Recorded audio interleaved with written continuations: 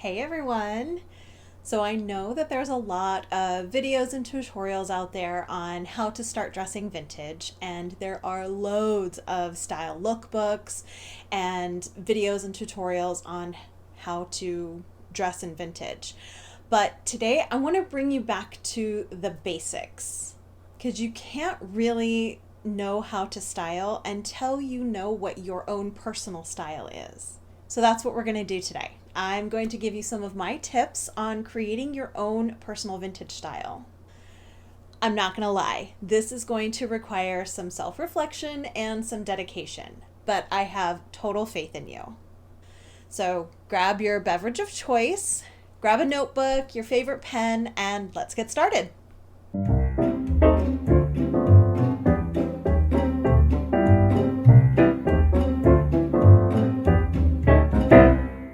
I believe that the key to looking put together and stylish is to have a personal style and staying true to that. Developing your own personal style can be very intimidating at first, I know, and self-reflection can be really difficult, but it's really rewarding to have a style and a look that is absolutely you, and that is where the confidence is going to come from. I do hear this question a lot is, how do I get the confidence to wear vintage daily? Or how do I dress in vintage and not feel like I'm wearing a costume? I truly believe that creating a personal style is absolutely vital for developing the confidence to present yourself in any style, especially a non-conforming style like vintage. When your style reflects your personality and your own character, you're showing your authentic self, and that really makes you much more comfortable and confident with presenting yourself to the world. So now I want to talk directly to all of those who have been considering going into vintage, starting to wear vintage. Maybe you've dipped your toe in a little bit, or to those who want to completely change their look or their style. So most of us have been cooped up for about a year now because of the pandemic, but freedom is on the horizon. And if you have been tinkering with the idea of getting into vintage fashion or changing up your repertoire, changing up your look, or trying to define what your personal style is, this is the perfect time for you. Taking the time now to define and curate your own personal style is going to allow you to emerge from your cocoon a shiny new butterfly. And trust me, no one is going to even bat an eye. It's literally going to be as if you were looking this way the whole time, because you're going to have this really solid foundation and you'll have the confidence to pull it off. So having a solid foundation of your personal style is incredibly beneficial in so many ways. It's going to save you money. It's going to save you time.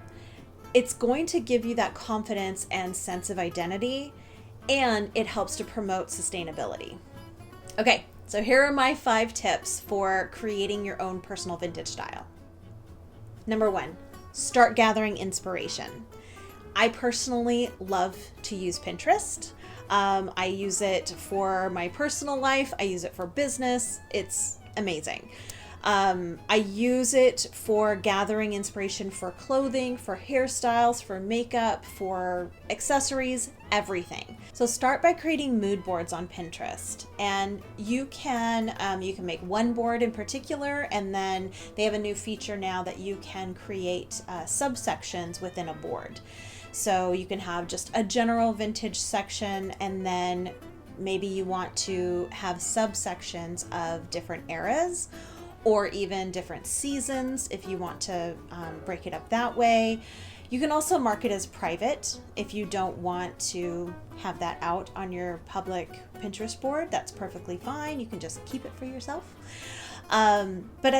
I also love the idea of breaking it out into the different subsets of vintage. Vintage is a big umbrella of a term, really, but there's so many different subsets within the vintage world. So whether it's pinup or kind of retro kitschy, or the more authentic, like wartime, and you can even go further as to British wartime and American wartime, because they are different.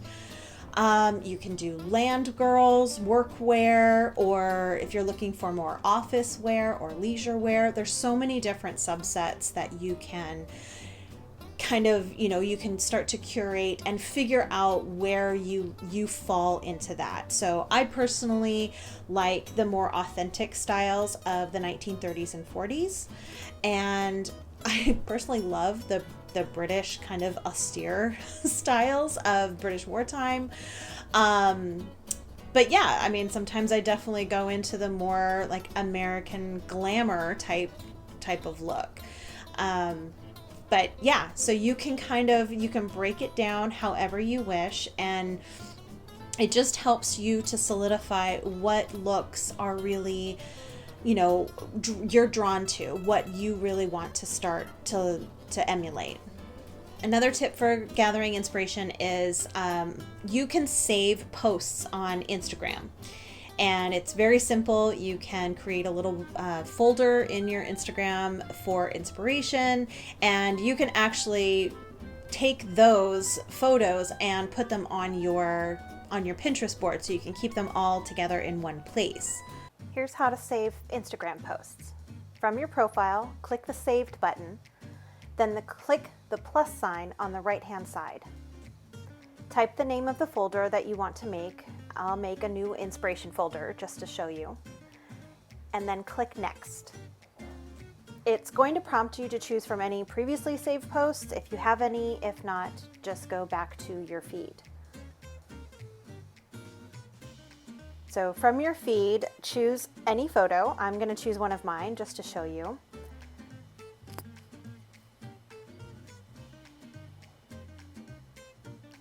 And you're going to click this little icon to the right.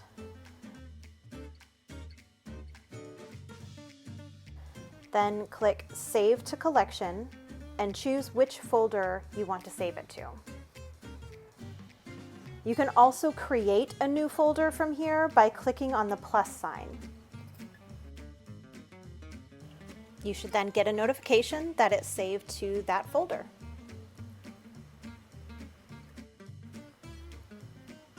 To find your folders and all of your saved posts, go to your profile and click Saved. And voila, there you have your folders.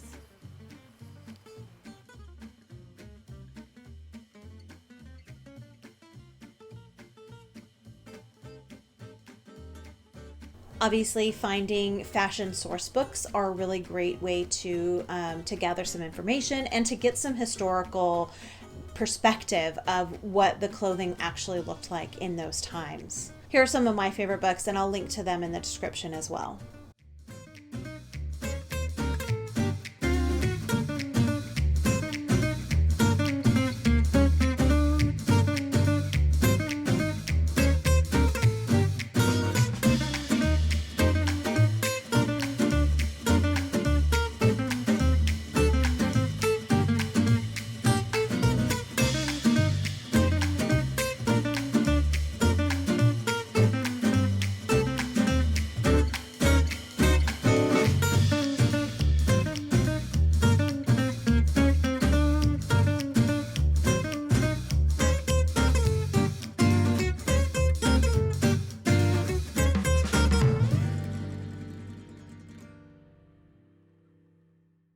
Number 2, stay true to yourself and your lifestyle. The whole point of a personal style is for your personality to shine through. Trust your instincts and choose pieces that are going to make you feel most like yourself. Your lifestyle, your geographic location, your occupation, all of those things absolutely play a role in how you're going to choose your clothing. Let's say you're a mom and you are spending most of the day wrangling children. So you want to make sure that your garments are appropriate for quick movements or getting on the floor playing with your kids. And most of all, they need to be very easily washable. Or if you're a student or if you're working in an office, you want to make sure that your clothing is appropriate for the activity and also comfortable for you. If you're working in an office all day sitting in a chair, you want to make sure that whatever you're wearing is comfortable in that position. And what is the weather where you live? When I moved to Hawaii, I had to put probably a third of my wardrobe into storage because I just knew that I wasn't going to wear anything with long sleeves, anything that was even remotely heavy. So that really dictated what my kind of new style was going to be. I definitely have noticed that I'm wearing a lot more floral prints. I'm wearing a lot brighter colors here. So definitely take in your the weather, your geographic area, and make smart choices. I'm not going to be buying any wool sweaters or long sleeves, heavy coats or anything like that while I'm here. So that definitely needs to be taken into consideration. Number 3, do a closet audit. Now, I know this is a difficult one, but honestly, taking some time to look through your closet and figure out what you already have. If you're just getting into wearing vintage, you can figure out what you already have as some staple pieces that might already fit into the style that you're going for. There's a lot of basics that are timeless and can easily be worn, from modern clothing, can easily be incorporated into vintage styling. Getting rid of items that you just don't reach for anymore or that don't fit, that is going to just make room for all the beautiful things that are going to, to be coming into your closet that are going to be your go-to items. And keep the things that you truly love. Those are the things that you wear often that already kind of define your personal style. Those are really important to keep in your closet. Number 4, create a wish list. Keeping a running list of the items that you are searching for can really help focus your shopping habits and build your personal style. Create a Google Doc or keep it on your notes section on your phone, which is what I do. Your list should be as detailed as possible. Include colors, textures, or patterns that you're looking for. And it's good to have a good solid idea of where that item fits into your other clothing and kind of what look you're going for with this item. How is this going to be incorporated into your current wardrobe that you can possibly wear with other things? You can mix and match. Or does this one piece is that the piece that is going to pull this whole outfit together, and that is what you're looking for? This has been a big time saver and money saver for me, especially on the color aspect. A couple years ago, I color coordinated my entire closet, and it really helped me figure out where the gaps were in my color rainbow on my wardrobe and where I had the most stuff. So I am currently on a blue ban. I'm not allowed to buy anything blue for quite a while because I have too much already. But it's really helpful to see where my colors are. Obviously, you can tell what my favorites are, but where I'm lacking in certain things. So maybe doing a color coordination in your closet could help you, but this really helps to creating this list of colors, patterns, textures, the style of item, whether it's a blouse, a skirt, whatever, but then also get really detailed into, I'm looking for a button-up blouse, or I need a long-sleeved shirt. Stuff like that is really going to help you when you are, at the thrift store, or if you're searching online, and you can just have this document and just pull up and think, I really like this shirt, but is it going to fit into what I already have? Am I just buying it because it's pretty and but I don't really have anything to go with it? So having a running list can be really, really time saving and money saving for you. Number 5. Discover what flatters your body. This can be another hard one, and it definitely takes some trial and error. Truly knowing your body, your measurements, your sizes, and what your best features are. What do you really want to show off? It is invaluable knowledge. One of the great benefits of Instagram is that we have this documentation of our outfits and clothing that we've worn, and we can go back and objectively look at them and say, wow, I really looked good in that outfit. I like that cut. I like this certain style on myself. And again, this is where the self-reflection comes in. You do have to be able to do it objectively, but it's really helpful to do that. Go back to some of your old posts, or just take pictures of outfits yourself. You don't have to post them on Instagram. You can keep them for yourself.